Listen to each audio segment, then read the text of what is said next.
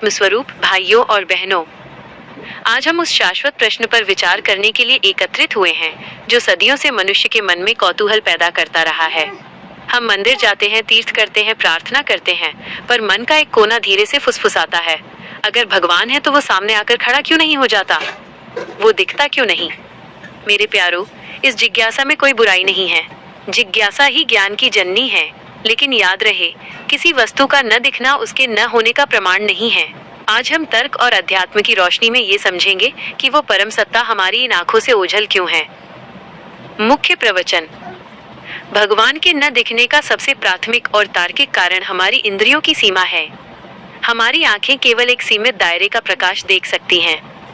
जैसे हम रेडियो की तरंगों को नहीं देख सकते, गुरुत्वाकर्षण को नहीं देख सकते, यहाँ तक कि अपनी ही पलकों पर बैठे सूक्ष्म जीवों को नहीं देख सकते, वैसे ही हम उस परम सूक्ष्म तत्व को भी इन भौतिक आंखों से नहीं देख सकते। परमात्मा दृश्य नहीं है, वह तो वो चेतना है जिसकी वजह से हमें बाकी सब कुछ दृश्यमान होता है। वह देखने की वस्तु नहीं, बल्कि वह प्रकाश है जिससे हम दुनिया को देखते हैं। एक और गहरा कारण है परमात्मा की निकटता। अक्सर जो चीज हमारे बहुत करीब होती है, हम उसे नहीं देख पाते। क्या आप अपनी ही आंखों की पुतलियों को बिना आईने के देख सकते हैं? नहीं, क्योंकि वे आपके अत्यंत निकट हैं। ठीक वैसे ही ईश्वर हमसे दूर किसी सातवें आसमान पर नहीं बैठा है। वह हमारे प्राणों का प्राण है, हमारी आत्मा का आधार है। हम उसे बाहर ढूंढ रहे हैं, जबकि वो हमारे भीतर मैं के रूप में मौजूद है।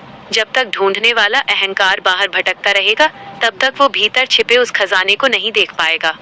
इसके अतिरिक्त हमारे संस्कारों और विचारों का कोहरा भी एक बड़ी बाधा है। जिस तरह घने कोहरे में सामने खड़ा पहाड़ भी दिखाई नहीं देता, उसी तरह काम, क्रोध, लोभ और मोह का कोहरा हमारी आध्यात्मिक दृष्टि को धुंधला कर देता है। हमारा मन एक अशांत सरोवर की तरह है।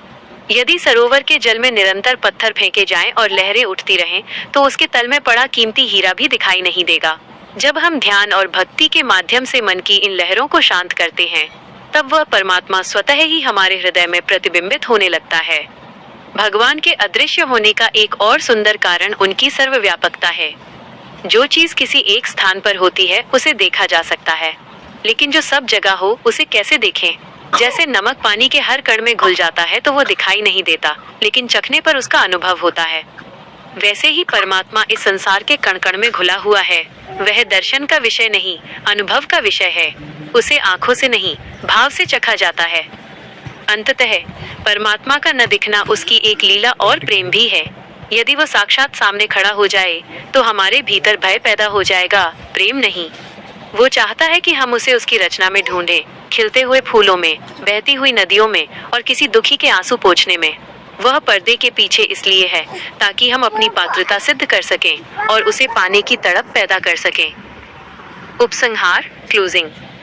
मेरे प्रियजनों, निष्कर्ष यही है कि भगवान अदृश्य नहीं है, बल्कि हम अभी अंधे हैं। कबीर दास जी ने बहुत सुंदर कहा था, मुझको कहाँ ढूंढे रे बंदे, मैं तो तेरे पास में। परमात्मा को देखने के लिए चश्मे बदलने की जरूरत नहीं है, बल्कि अपनी दृष्टि बदलने की जरूरत है। जिस दिन आपका हृदय करुणा से भर जाएगा, जिस दिन आपका अहंकार गल जाएगा, उस दिन आपको दीवार में भी वही दिखेगा और द्वार में भी वही।